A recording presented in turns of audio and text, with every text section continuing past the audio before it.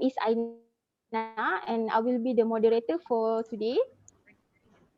Okay, this webinar is organized by students in the Faculty of Food Science and Technology UPM under subject of Technique in Food Analysis and a collaboration with Apical Scientific as our panel today. Okay, the title for our webinar is Fundamental in Amplicon Sequencing and Bioinformatic Analysis of Next Generation Sequencing, NGS, applied in food science and technology. Okay, let me brief a little bit about the flow of this webinar.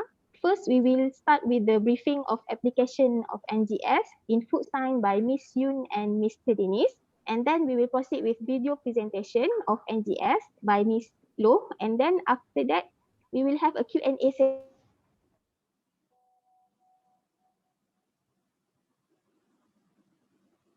Mute setting to ensure this webinar is going smoothly. If there are any questions to ask, please write in the chat box or you may ask the panel in the Q&A session afterwards. This webinar will be recorded and we will share the link for the recorded session in your email later. We will share the attendance list in the chat box also. Please check it later. And then I would like to introduce our panel for a little bit. First, we have Miss Yun, Miss Lim Shu Yun, as a product specialist in Apical Scientific, graduate with Bachelor of Science, Honours in Biomedical Science from University Tunku Abdul Rahman. She has 8 years of experience in sales. And then we have Mr. Dennis, also a product specialist from Apical Scientific, graduate with Bachelor of Science, Forensic Science from University Science Malaysia. He has 3 years of experience in sales. Therefore, I would like to invite Ms. Yun and Mr. Dennis to present for the first session in our webinar. Okay. Thank you, Aina. Good morning to Dr. Sabri and also to my colleague and all the students here and researcher over here. Very happy to have us as a representative of Apical Scientific to be here to have this session with all of you. So my name is Dennis. So basically, I am a product specialist from Apical Scientific in charge of UPM sciences, IBS, agriculture, and also forestry. So I see some of the students from IBS and agriculture here as well. So we are really thank you to have this session with us here. So I will pass I will pass the session to my colleague, Ms. Yun, to further introduce more about NGS and Amplicon sequencing. Okay, morning everyone. I'm Yun. Okay, a product specialist from Apical Scientific. So same as Dennis, I also cover part of the UPM. So I'm covering food faculty, biotech, vet faculty, medic, and also halal institution. Okay, so as we are aware, maybe some of you here do not have any idea what is Amplicon sequencing is. So let me briefly explain what is Amplicon sequencing and also how it can be applied in food science research. Okay, so Amplicon sequencing is an ultra-deep DNA sequencing method that focuses on specific target region in genome. So this method is mainly used to identify and differentiate multiple microbiome species from a sample. So in a simple way, Amplicon sequencing it's mainly used for biodiversity analysis. So from Amplicon sequencing, what you can get is not only you can identify microorganisms in a sample, what I say is multiple microorganisms in a sample, and also at the same time, you're able to know the abundance of microorganisms in the sample. Yep. Okay, so how can we apply this Amplicon sequencing in food science? I think some of you here, whoever actually doing some food science research, right? There's one conventional way to identify microorganism targeting 16S and ITS region. So we name it as DNA barcoding, right? Okay, actually Amplicon sequencing is also the same. We are actually targeting on 16S and ITS region. But what makes the difference is DNA barcoding, they can only identify single isolate at a time. So while Amplicon sequencing is different, so it can identify multiple isolates at the same time. So if let's say if let's say you wish to identify multiple microorganisms in your sample, so maybe amplicon sequencing is more suitable because DNA barcoding, right, will be more time consuming compared to amplicon sequencing.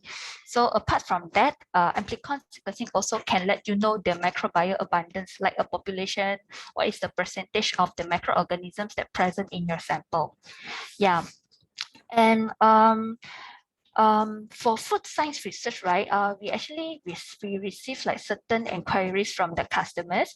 So some of them, they wish to use this amplicon sequencing to identify the microbial diversity in their yogurt sample. So maybe they just want to compare the biodiversity in yogurt with different brand or maybe different formulation. So some of them, maybe they will just send us a cooked rice sample. So they just want to compare, they want to see the changes in microbial population in cooked rice. So they want to compare the changes in freshly cooked rice and also the cooked rice which already put in room temp for maybe up to days, weeks or months. So they just want to see the changes. So and then we also have some researchers, they want to combine this amplicon sequencing with other analysis like transcriptomic analysis. So transcriptomic analysis also NGS, same like amplicon sequencing, but up to RNA level, gene expression. And some, they also want to combine amplicon with proteomics. So I believe proteomics is quite common in food science research also, right? So with this combination, right, you will have more comprehensive knowledge about your sample. So the combination will allow the identification of functional capacity and biochemical activity of microbial population in your sample. Yep. So out of topic a little bit. Okay, actually, apart from amplicon sequencing, right? First, we also offer DNA barcoding services. And also, we also offer transcriptomic sequencing analysis and also proteomics. So in case any one of you planning to do this analysis or you are interested with this analysis, to feel free to actually contact us for more information. We are happy to assist. So that's all about the introductions, simple introduction on amplicon sequencing. So is there anything you want to add, Dennis? Yeah, so just now Ms. Yun has already briefly described what is this NGS and what we can go about with NGS platform. So of course, there is a lot of different idea from different faculties as well. So for example, agriculture will do like soil comparison. So these are all the beneficial way to actually learn about amplicon sequencing. So without further ado, let us start with our today's session, maybe. Yep, the video. Okay, so I will share my screen now. Okay.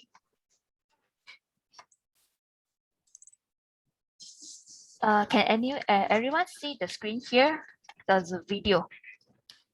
Yeah. Can Yeah. everyone? Okay. Yes. So I will try to play. So let me know if, let's say, you are unable to hear any audio. Yeah.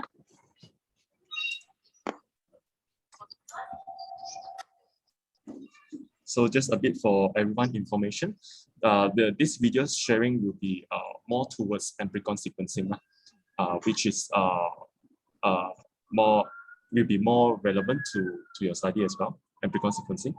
So there is the general, we have 16S, 18S, and IDS. Of course, custom amplicon sequencing we do have as well. So let's just go through the video together. Okay, I play for a few seconds. Can everyone hear the voice, the sound? No, sorry, I No can't sound. hear. Okay, maybe I need to share the audio. Hold on. Okay, thank you. For the content on. Can you guys hear? Okay, can. Okay, I play from the beginning. To start our webinar, so do stay tuned with us. Okay, so for the content on this webinar, so in part 1 we will go through a general introduction to DNA sequencing and NGS, and then we'll explain on what is amplicon sequencing, and then after that we'll have discussed on what you need to consider before you start your project. and what is the general workflow of Amplicon sequencing. And then in part 2, we will go into the bioinformatic analysis and also the statistical analysis. And we also will show you how the report is look like. And lastly, we'll go through a little bit on what is the NGS service that we have here. Okay. Okay. So now we start on some introduction on DNA sequencing. Why we need DNA sequencing? Okay, application like Sanger sequencing, NGS, Amplicon sequencing. These are all the technology used for DNA sequencing. So why we need this? Okay, so because we want to determine the sequence of the genetic code, which is actually unique to represent an individual. Okay, so they are very unique. That's why we need to know the sequence. Okay, the basic theory of DNA sequencing is actually come from the knowledge on DNA replication. So if you still remember, okay, DNA replication, it happened upon cell division, where the enzyme DNA polymerase, okay, it will help to add in the nucleotide bases, which is the A, C, G, and T. Okay, adenine, cytosine, guanine, and thymine into a triplet end of a short oligo, which we call primer. And this primer, it will anneal to the DNA template, the original DNA. Okay, so this template is the one that carry the sequence that we want to know. Okay, so this is DNA replication.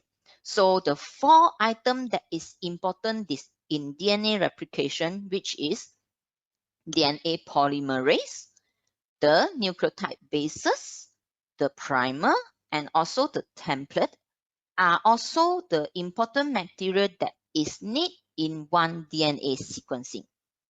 Okay, so now with the advance in technology, researchers actually developed many different platforms for DNA sequencing. And until now, we have 3 generations of DNA sequencing technologies, which is actually well developed. Okay, so in the first generation, which is the Sanger sequencing, it can only generate 1 read. Okay, so but the result of this Sanger sequencing, it can actually go up to around 1 KB with the chemistry that we have now. But with Sanger sequencing, it will need a very long period if you want to determine the full sequence of a genome, or you have you have many samples to get the sequence, then you will need a very long period to get what you want. Okay, so as the time go on, researchers have developed a platform that is called the 2nd generation DNA sequencing, that is next generation sequencing, the NGS. So in NGS, it can generate millions of reads from 1 run, but the read length is short. So it will be around 150 to 600 PE base pair. Okay, but alignment of this short fragment is kind of not easy, and also mapping of this short fragment is not easy. So sometimes there will have some gap. So we have the 3rd generation sequencing, which is single molecule sequencing. Okay, so 3rd generation sequencing, it can generate millions of reads, and also it can reach the longest read length with around 2 mega base pair. Okay, so that's why so this is the all 3 generation for the DNA sequencing. So now we go into more detail on next generation sequencing. So what is NGS? NGS is actually a technology developed which it can perform millions of sequencing reactions simultaneously. So it can also call as massively parallel sequencing.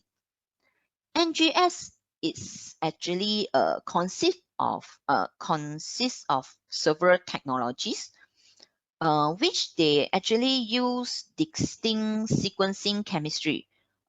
For example, like we have Roche, we have Illumina. All of them is using different sequencing chemistry. Okay, so the sample for NGS, you can also you can have a DNA sample or RNA sample. Okay, but for RNA, the sample will go through the conversion from RNA to cDNA in a library prep before it will go through the sequencing. Okay, so now the main platform for NGS is Illumina, and this platform basically the sequencing approach used was sequencing by synthesis, and the purpose of this sequencing by synthesis is they want to generate multiple cluster so that they get many data, millions of reads, so in a very fast period. Okay, so the advantage of NGS, it can give you a high throughput data sequencing, so you can put in many samples in one run or in one reaction, which also you can get what you want in a very short period. Okay, so for NGS, there are actually many types of NGS, which they work for different study or different application. Like whole genome sequencing, it can use to sequence the full genome of an organism, and de novo is for unknown organism. So they will map the sequence with some reference. But inside here, all of this type, where is the Amplicon sequencing, which is our title today, right? Where is Amplicon sequencing? Okay, actually, Amplicon sequencing, it is under metagenomic. Okay, you may ask, why Amplicon sequencing is under metagenomic and not targeted gene sequencing? Okay. Actually, both of these, they have same principle, which they target to in a sequence in a specific region under a gene or a genome. Okay, but they are used in different application or different study objective. Okay, so why Amplicon sequencing is under metagenomic? Okay, we explain a little bit on metagenomic.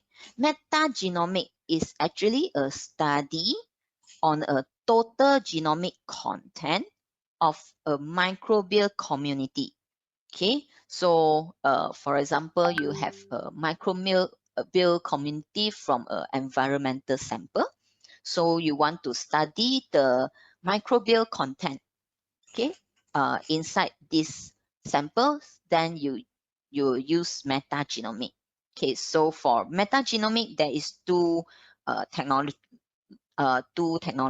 One is Amplicon sequencing and one is shotgun sequencing.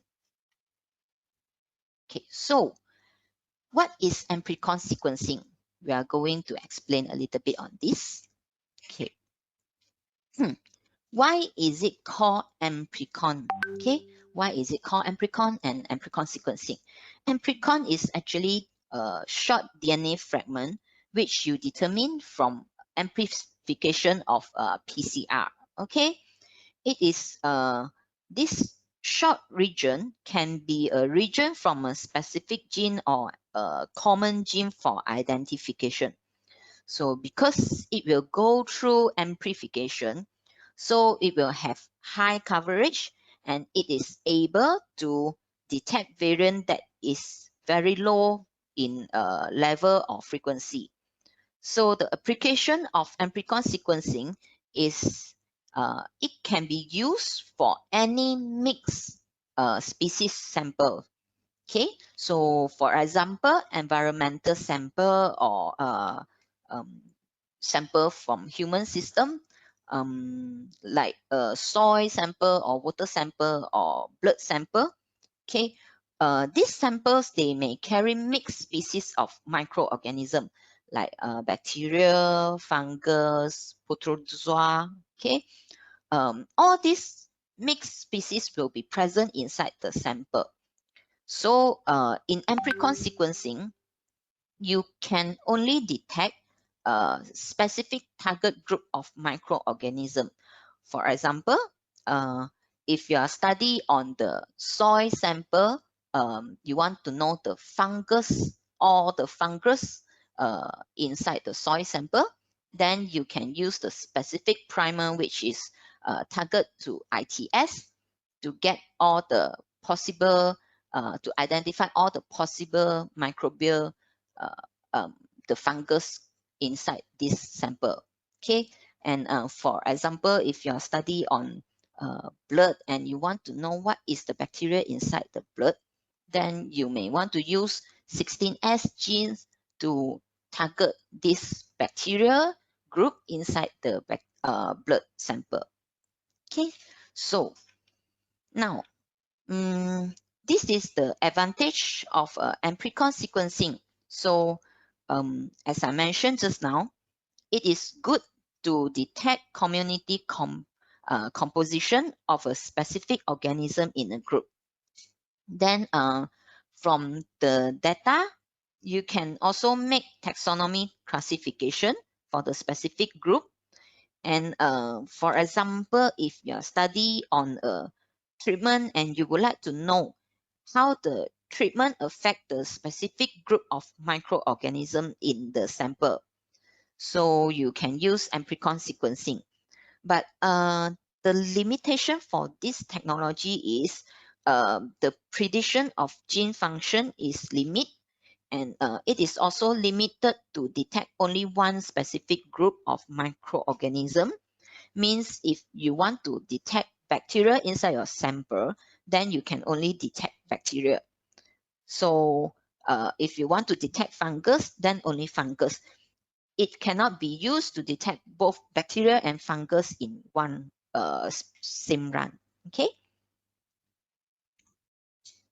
Okay. So now, if you want, when you want to start an Amplicon sequencing study, and what you need to consider, and what is the workflow for Amplicon sequencing.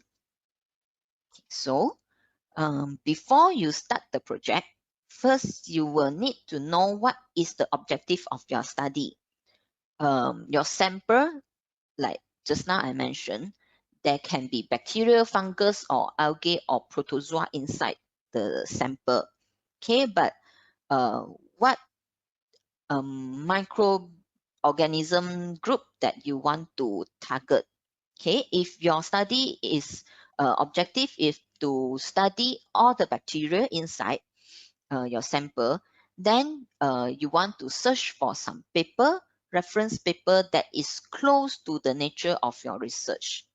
Okay, so for example, under this paper, okay, if you have sample from swamp forest and you want to study the bacteria inside this sample, you can find a similar paper like this. So you can refer to this paper. You can see that the paper is actually using V4 region of 16S RNA gene. So to target for the bacteria in a tropical peat swamp forest, then you can use this V4 region for the 16S gene. But different region, they will have a different target to the bacteria. So for example, in this particular, the second paper, you can see the particular paper is actually using V1 to V3 variable region in the 16S RNA gene. So they want to detect for bacteria in the rice flood water. Okay, so different region will target to different organism. That is why choosing the appropriate primer for your study is very important. Okay, so the best is go for uh, check for any journal, any reference. Okay, and this is the primer pairs and the sequence that is that you can choose for your sample. Okay, so there is bacteria 16S, archaea fungus, okay, ITS, okay, and also the some reference the sequence. Okay, so after you choose the region, you may want to decide how many raw reads or raw data to be choose, so that you can study all the possible, or also to get the rare frequency or the low frequency bacteria inside your sample. Okay, for example, so first you can use is you need to find a reference paper also. So from the reference paper, okay, check into the result section. You may see the rare fraction curve. So usually for studies, they should have the rarefaction curve that have nearly reached plateau. Okay, so you can refer to that and choose the raw rate that is under the same with this paper. Okay, so this paper can be a reference for you. But if you see some paper like they have the rarefaction curve that is still increasing or climbing, that means the rates that choose for that study is not enough. So maybe you want to add in maybe 60K or 100K of raw rate for your study. Okay. And then also you need to consider what is the platform to choose. Okay, there are actually a lot of platform offer, as you can see in the table here. Okay, so you may also find that there is PE and SE under the read length. What is PE and what is SE? Okay, PE is actually a pair end sequencing, while SE is single end sequencing. So PE, it can actually allow the sequence of both end of a fragment, and it produce twice the number of reads for the same time, and in the library prep.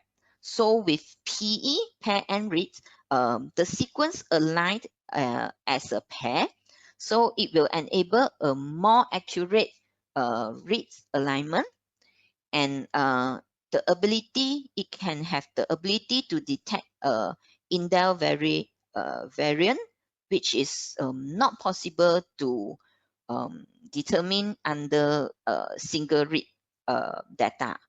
So for Amplicon sequencing, it is advisable to choose for PE, okay, pair and read. And also another example is you may want to refer to the region that you choose for your study. For example, if you study on the V4 region, the fragment length will be 292 base pair, 292 base pair. So you will have to choose the platform that able to give you 150 PE. So PE, so means pair end means 150 from both sides, then it will become around 300 base pair. So you can choose like this. Okay. Okay. So this is the general workflow for Amplicon sequencing. And basically there is only 4 steps. Okay, so sample preparation, and then library preparation, and then it will go into the NGS, the sequencing, and then lastly is the data analysis or bioinformatics. Okay, so for sample preparation, we go more detail. In Amplicon sequencing, your sample may become from environmental or human or any mixed species of microbiome sample. Okay, so after determine the sample, you need to choose for DNA extraction kit, so that you need to extract the DNA, all the DNA from the sample. Okay, so you need to choose the DNA extraction kit which is suitable for your sample.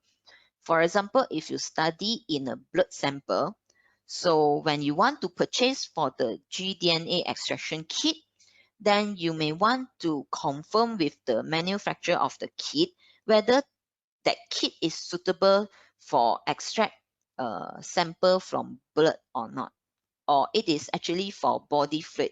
So there is some difference, so you need to confirm this with the manufacturer. Okay, so after the gDNA extraction, it is very important that you quantify your sample before you go for library prep.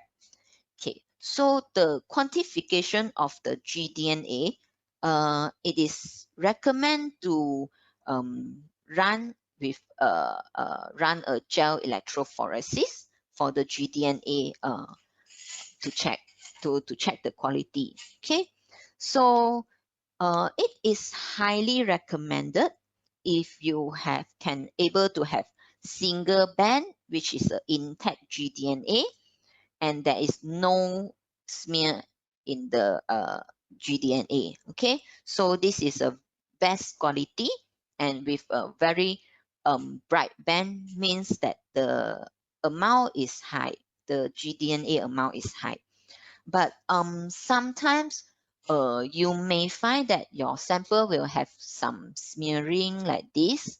Okay, so smearing like this is actually acceptable, but the gDNA amount may be also a bit low here, so it will be good to able to increase it, but smearing is actually acceptable.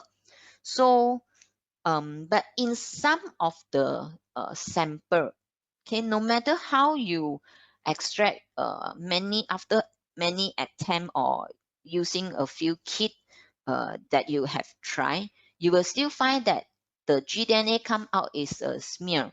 So it may because it is a nature of the sample. If you find this, you can always discuss with us, or you can always discuss with the service provider. So sometimes the sample like this, they still able to proceed to NGS and Amplicon sequencing. So do check with the service provider, or you can also email us. Okay. So inside a library preparation, this is a general workflow for a library prep. So after the quantification, the sample, the gDNA sample, will act as a template.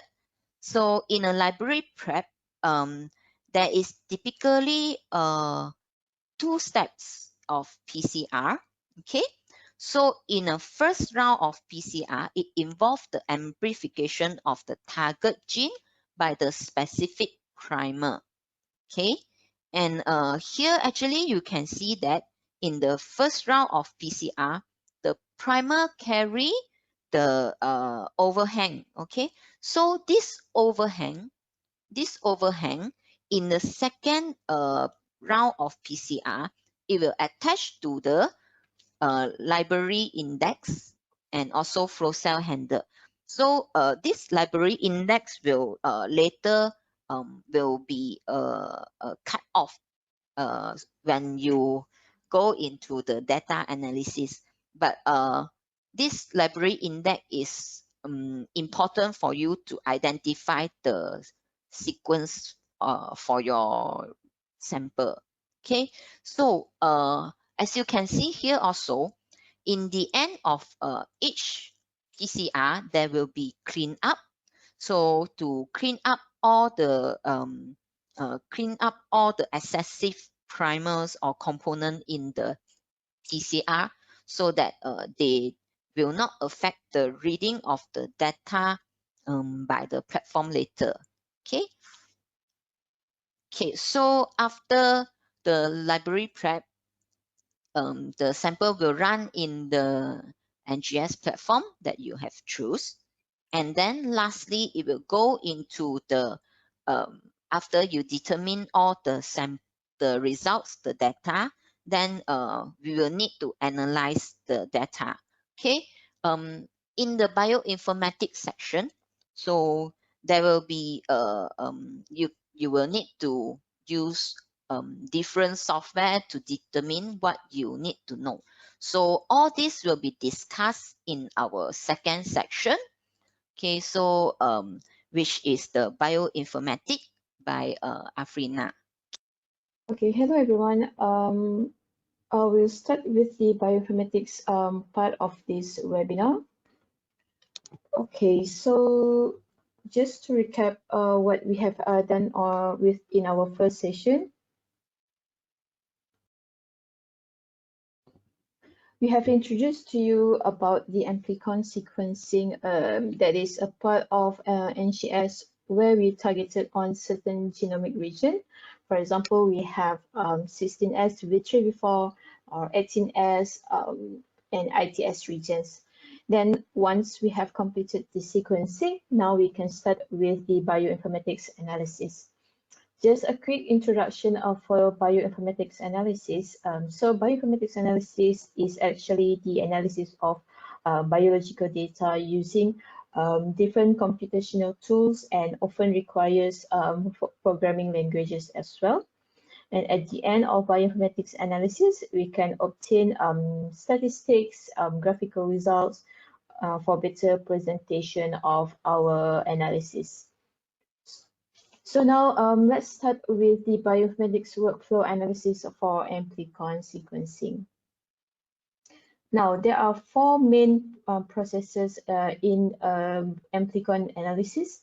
So the first one is the quality assessment, where we want to check the quality of the sequence and data that we have. Next is the distinct reads selection, where in this process we want to get the specific reads using different methods, and we will explain it in further next. The third process is the taxonomy profiling, where we want to assign taxonomy to each distinct reads that we have. And the last one is the statistical analysis, where we want to mainly compare the abundances that we have obtained from our samples. So now let's get into the first process, which is the quality assessment. So for this process, this part is actually depending on your sequencing run. Usually we will do these different 4 steps. So the first one is the adapter or primer trimming, meaning that we want to trim out any adapter or any primer that we use in our sequencing, that which is specifically for regions that you have chosen. And then next, we want to trim out any low quality reads from our samples. Usually we will do trimming for quality below than 30. And the next one is the region length filtering, meaning that we want to focus only on the region, the length region that we have focused. So now we know that, for example, 16S V3V4, the length is around 460 base pair. So we will filter out any length that is lower or higher than that, so that we can focus only on this region. The next one is the chimera screening, meaning that chimera is actually the artifact sequence, something like fake sequence that is formed when two biological sequences merge. This can be formed during PCR process, and it is actually common to have a camera in your samples because this happens when closely related sequences are amplified. So we also want to remove this sequence out as well before we proceed with the next steps. Now, once we have done all of this, we can go to the next process, the distinct risk selection. Distinct risk selection is actually we want to get any distinct or unique sequence from our sample. We want to find we want to find the unique sequence that are different from other reads. So there are, in general, there are two types of methods here. So the first one is the operational taxonomic unit, OTU, or we'll call it as OTU clustering method. So in this method, it clusters reads that are based on similarity threshold, usually at 97%. And there are a few types of OTU clustering method, which are de novo, closed references, and open references. So on this slide, I just want to show you how the concept of the OTU clustering. So for example, here we find this one sequence, and then we will take this as one OTU. So, and then next we can see another sequence that are almost similar but not exactly the same, because we can see that there is a difference at this position here.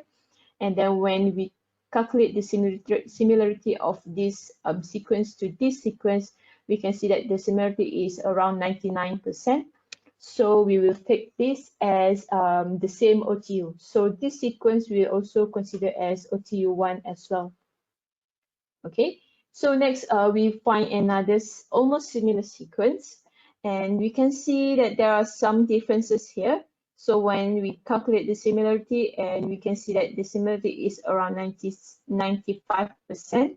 So now we know that this sequence is actually not the same one as OTU1. So we will consider this as OTU2. So these two OTU is different, okay? And the same goes with the next sequence. Once we calculated the similarity, it is around 74%. So it is definitely lower than these two. So we will also consider this as another OTU. So basically, this is how OTU clustering method works. The next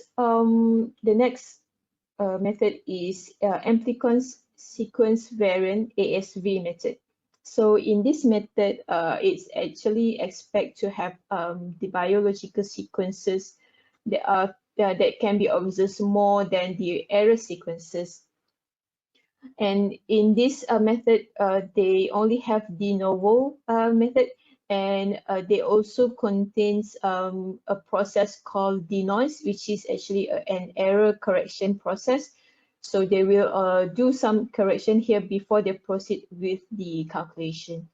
So the same as previous example. So right now we have this one sequence, and then because ASV they can detect up to one nucleotide differences. So for example, here we know that this position is different than this one, right? So because of this, and also once they have checked on the biological sequences, we can say that this will be another ASV unit. So this one is the ASV1, and this one will be considered as another ASV2. The same goes for this one. For the next sequence, we can see that there are difference in this position. So this will also considered as another ASV unit, which is ASV3. And as well as this one, we see that these positions here are different. So this can be considered as another ASV unit. So that is how basically OTU and ASV are different. Okay, once we have done all of that, we can now assign the taxonomy to the reads that we have found before. So in this step, we will have different database. We can assign this to a reference database that we want that we choose. So usually we will go for Silva database, but we also have the other databases as well. For example, Green Genes, RDP classifier database, Unite database. But for Unite database, it is specifically for ITS region. And we can also curate our own reference database from NCBI database. But most importantly, we need to remember that no matter which database that you choose, you need to curate that. You need to make it into a specific region of interest that you want to that you have for your samples. So at the end of this process, you can have something like this table. So here we have the ASV ID. So this one will be the ID of the ASV that we can find in our samples. And then this is the abundances, the number of times that you can find this sequence. So for example, here the first ASV here, you can actually find it 316 times in these samples, and so on for these samples. And then we can see that, okay, so now this ASV, this taxonomy is this line here. So it depends on the database that you choose. Okay, so once we have this that table, now we can proceed with the statistical analysis. So for the statistical analysis, basically we want to compare the abundances between samples or between groups. So most of the time we will use this table here for the statistical analysis. Okay, so for the diversity, for the statistical analysis, we will have different analysis. So for the main one is the diversity analysis. So diversity analysis is actually to compare the abundance between samples or between groups, and diversity analysis can be categorized into alpha diversity and beta diversity. So alpha diversity meaning that you want to check the diversity in a local community. And for beta diversity, it is between communities. So for example, let's say that this one box here is one sample, okay? So now in this site A, we have these few samples. So for alpha diversity, we want to check only in this site A only, the diversity in site A only. So for beta diversity, we want to check between sites, meaning between site A and site B. So that is what it meant by alpha and beta diversity. So for diversity analysis, there are a few indices. So these indices is actually quantitative measures to show differences in communities depending on the formula that they use. So for alpha, usually you can see these words here in any Amplicon reference paper, which are richness and evenness. Richness is to check the number of organisms, how many different organisms that you can find in your sample. So for example, we have Chow-1 calculation or Shannon.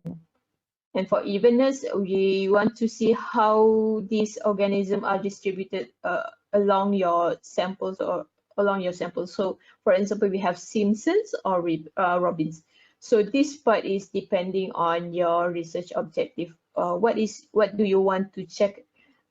Is it you want to see how many organisms that you can find, or you want to see how this organism is distributed in your samples?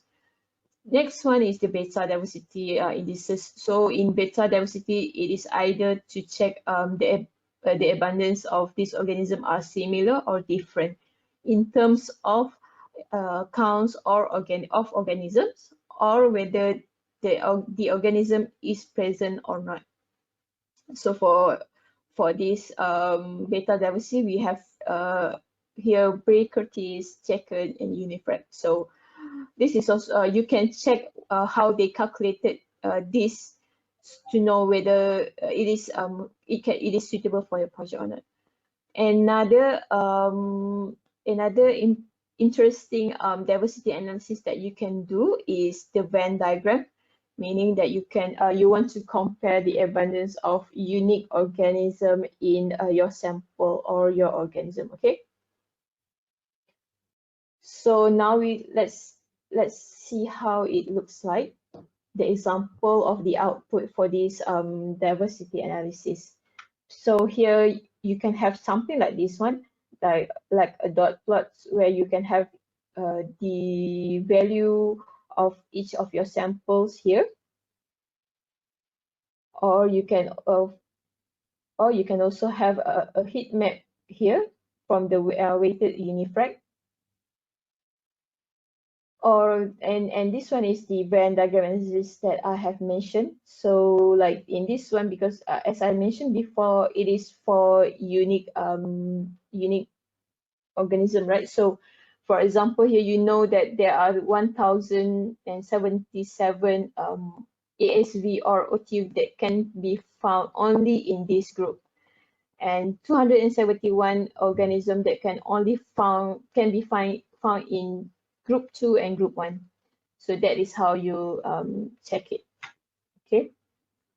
So next is the taxonomic statistic, meaning that from the table that we obtained before, we can also generate graph, so that we can see what is the composition of each samples. And usually we will also want to focus on the top 10 organisms that can be found in each taxa level. So you can have something similar like this bar plot here. And the next one is any advanced analysis. This is very suitable if you have a specific objective. For example, pie crust analysis. Pie crust analysis is actually to predict functional pathways that can be found in your sample based on the sequence that we obtained before. And then next one is Corona. Corona is actually a visualization of your taxonomy profiling. So in here, you can also search for any specific taxa, and then they will show you in this pie chart with the percentage as well. Next, you can also do correlation analysis, where this is to correlate the characteristics of your samples, or if you have any metadata like the pH of your samples, the condition of your samples, you can use that metadata to map that against your abundance found in your samples. Again, this is depending on your research objective. So here is an example of tools that you can use for each processes here. There are a few of, most of these tools are actually an open source, meaning that you don't have to buy it, but you can also put these different tools into your own pipeline. So in order to do that, it is also important to know the setup that you need for your bioinformatics analysis. For the operating system, you can use Windows or Mac OS, but usually for the bioinformatics tool, it works mostly on Linux as well. So you may install Linux on your Windows or your Mac. And for the minimum requirement, you may need 4 to 8 gig of RAM and 4 cores of CPU, and the storage around 10 or more gigabytes. For the optimum requirement, for the optimum setup, you can have more than up to 32 gig, 8 cores of CPU, and storage 50 or more gigabytes. But this is also depending on the number of samples that you have. Whether if you have 1 or 2 samples, then you can go for the minimum requirement. Or it is also important to know the complexity of the tools that you want to choose for your analysis as well. Okay. Then I will show you example of bioinformatics analysis report that you may get. So for example, this is our first phase bioinformatics analysis Amplicon report. So for example, you can have an overview and the workflow of each of the processes that you take. And then next, you can have a sequence QC report where we do we put the QC report of all of the samples, and then you can have the bar plot of the taxonomy assignment that based on the ASV table, and then you will have something like this one, the diversity analysis graph here, and then you can have the beta diversity as well here, and then the Venn diagram, and you can also do phylogenetic tree. For example, here we have the top 30 genus. So this can also be considered as the advanced analysis. So here we have the phylogenetic tree here. And then for the first phase NGS service here, we also provide you different services, as you can see in this slide. You can opt for different raw reads as well.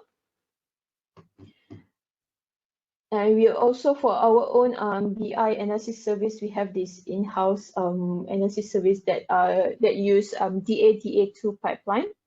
And this pipeline is suitable for these regions here. So if you have, if you want to know more about our bioinformatics analysis, you can always let us know and email us. Okay. We also provide other Amplicon services as well. For example, we do provide a whole genome sequencing, whether it is for if you have your reference genome or if you want to proceed with de novo analysis. We also have WES whole exome sequencing, RNA sequencing, and such so on. So just let us know. And other NGS related services as well. For example, we do DNA or RNA extraction as well as purification. So this marks the end of this slide, the webinar. And just to conclude, we have introduced to you the application of next generation sequencing in research fields. We have also shown to you how you can use Amplicon sequencing to detect and profile the abundances of bacteria in your samples, and as well as the bioinformatics workflow where you can use it to analyze the Amplicon data that you have. And there are also many different ways to utilize the data that you have, either by statistical analysis or bio visualization in bar charts and graph. But however, I just want to make it emphasize on this again, that it is important for you to know that you need to focus on your research objective before performing any bioinformatics analysis, especially for Amplicon sequencing. So it doesn't necessarily that you need to do all of this analysis. Sometimes, because as I said before, it is depending on your research objective. So if you have any question or anything that you want to discuss with us, just let us know.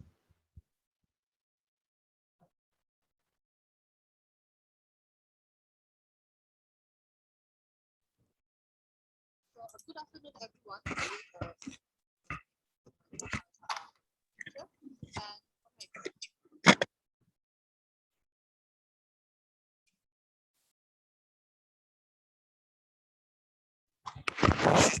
Okay, that's all for today's presentation. So I think we are moving to Q&A session now, right? Yeah, we can proceed with the Q&A session. Thank you for the presentation. Just now, the presentation is presented by Miss Long, right? And Miss Afrina. Yes, correct. Okay. Let me introduce. Miss Low is currently working as Technical Support Officer in Apical Scientific. She has a working experience in PCR, recombinant DNA technology, and primer design for 10 years. And also, she has master in biotechnology. Okay, for Miss Afrina, she's currently working as bioinformatician in Apical Scientific, and she has two master graduate with master in science bioinformatics from University of Malaya and master in applied biomolecular technology and from University of Nottingham. So for the next session, Q&A session, we will have Q&A session with Miss Afrina, assisted by all of the panel. So if anyone have a question, you can ask to the panel, or you can also type in the chat box and I will read to the panel.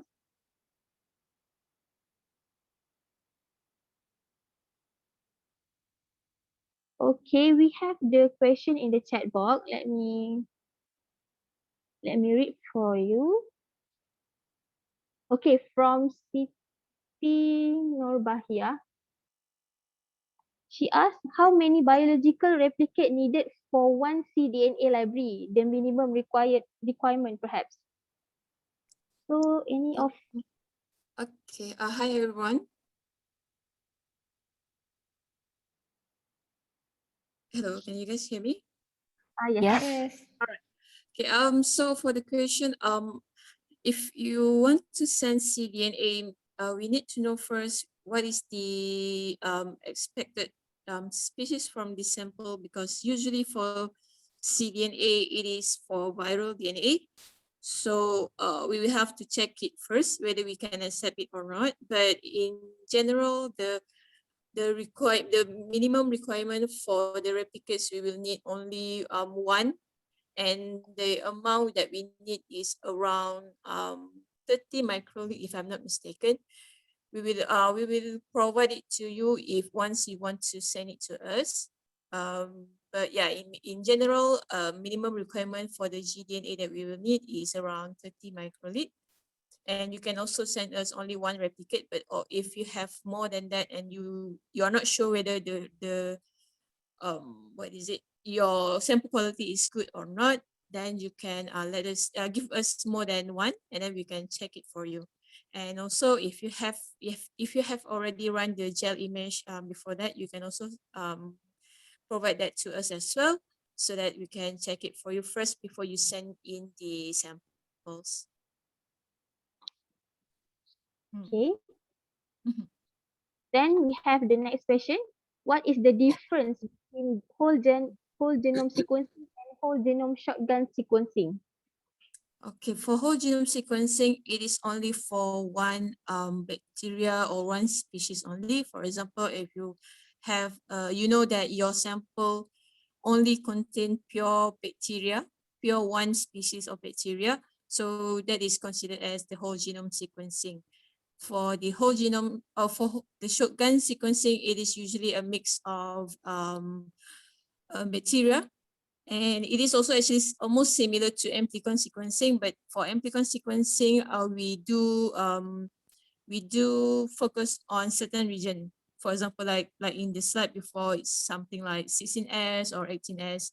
But for shotgun sequencing, we will sequence everything, and then we will try to assemble everything in the samples, so we will get the actual composition of the bacteria in your samples. So it is not limited only to certain region. Okay.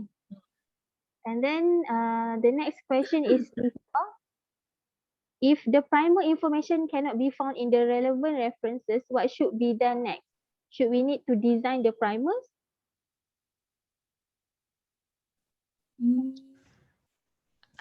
Okay, for this one, right, for primer, actually, because Amplicon sequencing is used for usually used for common gene, so you can choose from the reference paper that is much more close relate to the species that you are going to study. Okay. Okay, Dennis here. Something to add on to the question for the primer. So just like what Ms. Toh has already told, right? The normal primer we have is like 16S, 18S, ITS. But of course, if there is a custom primer that you may require, actually we're still able to do like custom Amplicon sequencing. So you may need to refer to the reference paper to check whether these sequences can target the particular region that you would like to check using NGS. Then later on, you can give us this custom sequences so that for us to do the library preparation using that primer. Yeah. So for example, in the case of like eDNA, water sample, for example, you can use the same application of Amplicon sequencing, but you can target different region using the probably the recommended primer as per the articles. Yeah. Okay. I hope that is answering your question, Li Hua. And then we have a question from Shanti. If we would like to know the composition of bacteria and yeast in fermented food, we have to run two Amplicon sequencing, one using 16S and the other one using ITS. Is it we need to do? Yes, you need to run two. So one will be using 16S to target bacteria and ITS for yeast. Okay. Yep. Is there any question from the participant? Let's see. Nobody asked about the cost. Oh, Maybe you can get the right price so that they can propose to the supervisors how much the cost to do one sample. Let's say one sample lah, one micro kan, to get the complete data until you get the final data lah, like proven diagram and so on. So is it that also include in your service to do bioinformatic analysis? Because sometimes the student they can. Hi, Dr. Yeah. Dr. Sabri mute already. Yeah. Okay. For the price wise, right? For Amplicon sequencing, like the 16S, 18S, and ITS. So the prices, we have different prices for different raw tag which offer. Or I call it raw reads easier. So we have 60K raw reads and also 200K raw reads. For 60K raw reads, we have a standard price of like around 350 to 400 per sample. All right, that is for 60K raw reads. So what is included is actually from extracted DNA until bioinformatic analysis. But this round of bioinformatic analysis will be quite simple to be for these prices. Will be quite simple. You have DA2 kind of BI analysis.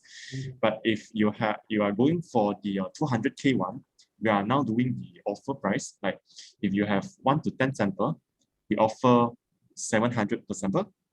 Then 11 sample until 20 sample, it will be 600 per sample. And also for 20 sample and above, it will be 500 per sample. Okay, so the prices is actually from extracted DNA until BI analysis. So we do everything. So we just need to submit us the extracted DNA. Then we'll do QC using qubit, gel, and also nanodrop. And we will come back to you whether your DNA is okay or not. Then only we do the further action over there, whether to resend or whether we have to go on with QC of PCR. Yeah. So I could say there will be two steps of QC. One is the qubit, nanodrop, and gel. The another QC is PCR QC. Yeah. So basically, the PCR QC is to check for the presence of certain gene. I mean, for example, the 16S V3, V4 gene in the sample, right? So there may be some occurrence or circumstances where we see a band in the normal genomic DNA, but when we do PCR, the band gone already. Not sure why. Yeah, so that's the reason why we do the PCR QC lah. Yeah, so for the nanodraw and the gel wise is for us to see whether the quality and the quantity of DNA enough or not. Yeah. Yeah, you have to check before you run the whole sequence, the what is going to wasting, the reagent. Yeah. It's affordable price, I think. Yeah, the price is quite affordable because, yeah. Yeah, no, it's quite affordable. And just for your information, for the 200K raw reads one, right? We will offer a more comprehensive bioinformatics as compared to the 60K one. 60K one will be it's like a more normal one. Yeah, essential on. Yeah. Okay, then we have a question. If I want to get result more quickly, which sequencing platform should we choose?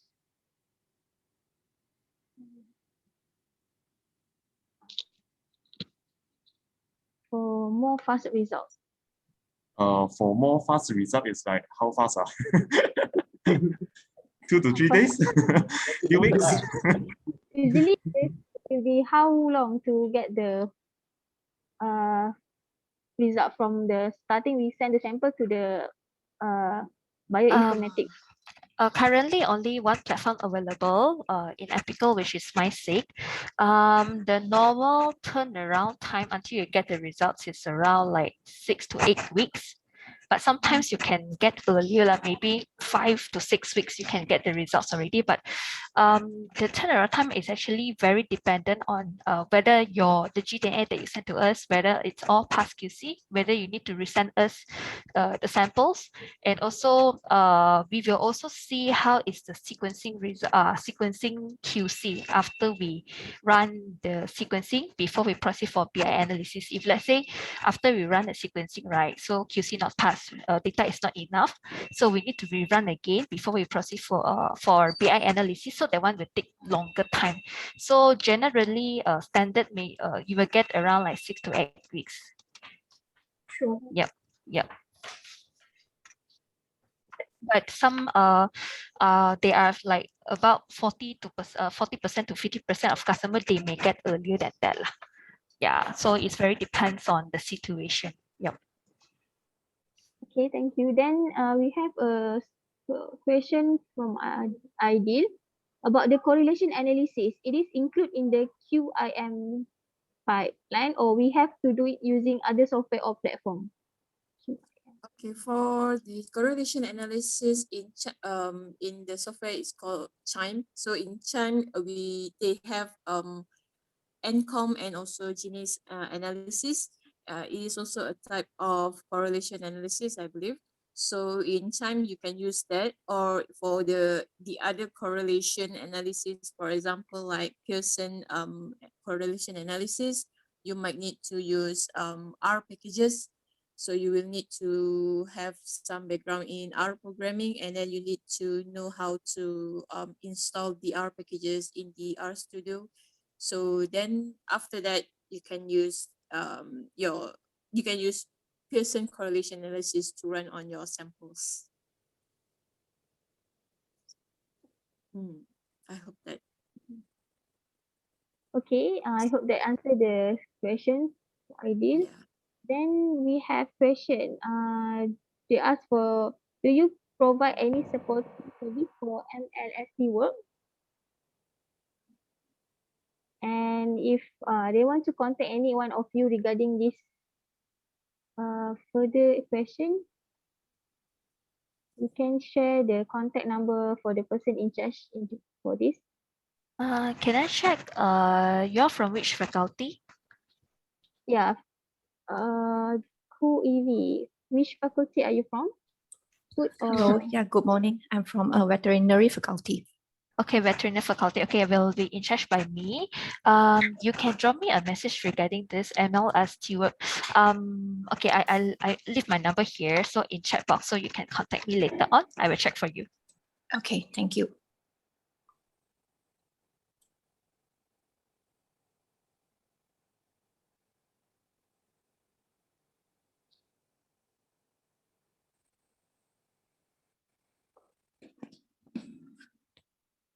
Okay, is there any question to ask to the panel? Any more questions?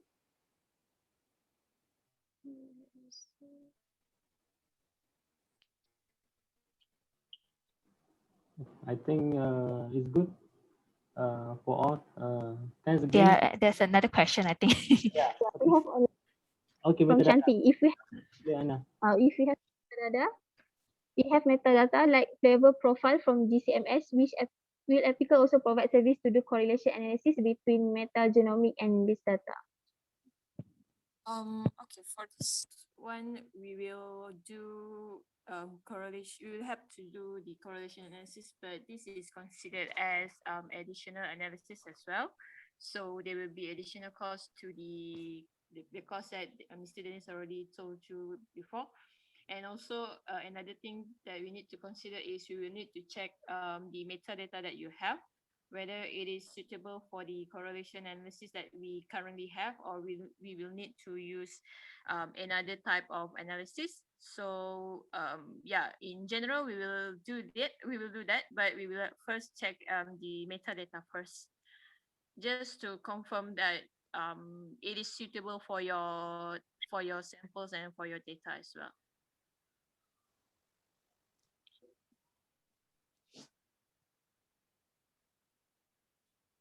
Okay.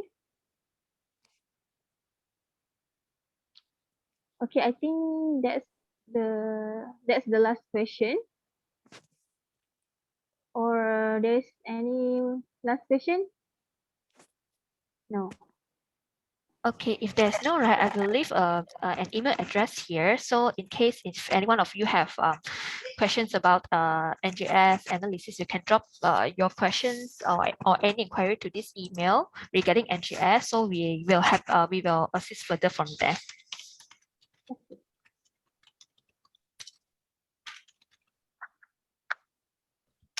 Okay, this is the email address that you can access regarding any questions about NGS. Okay. Yep. Okay, then that's all for our webinar. I would like to thank you for all the panel for presenting today. And also thank you for all the participants for joining our webinar. And I'm sorry if there's any inconvenience in our behalf. If you have any further question, like Miss Yun state just now, you can contact them in the email provided in the chat box, or you can also just check their website on the Google. And then thank you again. I hope this webinar is useful for your study and also for the research. And thank you. Have a nice day. Thank you. Everyone. Thank you. Bye. Okay, thank you. Bye-bye. You. Thank you all. Thank you, Dennis. Thank you, Yun. Thank you, Afina. Thank you. Bye-bye. Thank you. Bye. Thank you, Dr. Thank you, the Sabri. presenters. Thank you. Appreciate you. Yeah. Thanks.